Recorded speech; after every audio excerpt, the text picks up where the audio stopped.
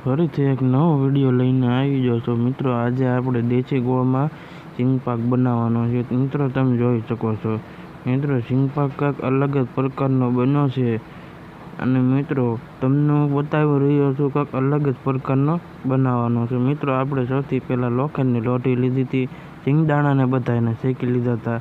તમે જોઈ શકો છો દેશી ગોળમાં બને મિત્રો, એની ટેસ્ટ કાંઈક અલગ જ પ્રકારનો આવે। તમે પણ એકવાર ઘરે જરૂરથી બનાવવાની ટ્રાય કરજો મિત્રો આપણી રેસીપી જોઈને। તમે જોઈ શકો છો ધીમા ગેસે હાવ અસલ મજાના શેકી લેવાના છે, બહુ નથી કાળા થવા દેવાના। માપે મેં કાળા થઈ જાય, શેકાઈ જાય એટલે તરત ઉતારીને આપણે એની પોતરી ઉતારી લઈશું। તમે જોઈ શકો છો રૂમાલ વડે પોતરી ઉતારવી એટલે કાંઈક સારી રીતની પોતરી ઉતરે અને બે ફાડા મસ્તીના થઈ જાય। તમે જોઈ શકો છો। તો મિત્રો તમને એક વાત ખાસ જણાવવાનું છે મિત્રો, તમે જોઈ શકો છો થોડા બગલા જેવા દાણા થઈ જશે મિત્રો। અમારી ચેનલમાં નવા હોય તો સબસ્ક્રાઈબ કરતા રહેજો અને ફેસબુકમાંથી જોતા હોય તો ફોલો જરૂર કરજો, જેથી કરીને હું તમારા માટે નવી નવી વાનગી રેસીપી લેતો આવી। તો મિત્રો વિડીયો સારું લાગે તો એક લાઈક કરજો અને તમે ત્યાંથી વિડીયો જોવો છો એ કોમેન્ટમાં જરૂર જણાવજો।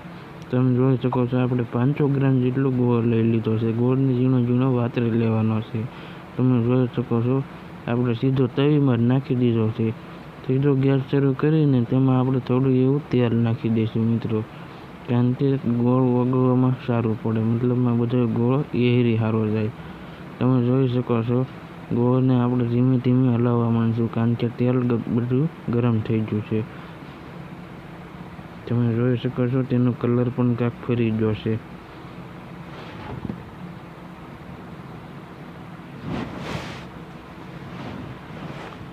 તમે જોઈ શકો છો ગોળ આપણો બધો હાવ સુંદાઈ ગયો છે અને ઝીણો થઈ ગયો છે।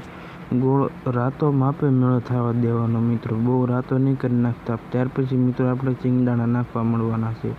તમે જોઈ શકો છો ત્યાર પછી મિત્રો ગેસ બંધ કરી દેજો, કારણ કે ગોળ આપણો કેવા પૂરતો રાતો થવા દેવાનો એટલો, કારણ કે આપણે આ સિંગપાક સેજ એવો કડકડિયો બને। આ ગોળની ખાસિયત આ હતી મિત્રો। પછી તમે પાછા ફરી કોમેન્ટ કરીને ન કહેતા કે ગોળ રાતો કરી નાખ, ના મિત્રો આમાં આપણે એટલો રાતો થવા દેવી એટલે આપણો ગોળ સિંગપાક કડકડિયો બની જાય। તમે જોઈ શકો છો એક નંબર બન્યો છે મિત્રો, કાંઈ ન ઘટે। જો મેં બટકું વતન પાડ્યું છે મિત્રો, એક નંબર બટકું ચમકે છે। ચમકતું બટકું હોય ને એટલે ગોળનો પાક સારો જ હોય મિત્રો। હા, તો મળીએ એક નવા વિડીયોમાં, ત્યાં સુધી એક નાનકડી લાઈક કરીને અમારી ચેનલને સબસ્ક્રાઈબ કરો।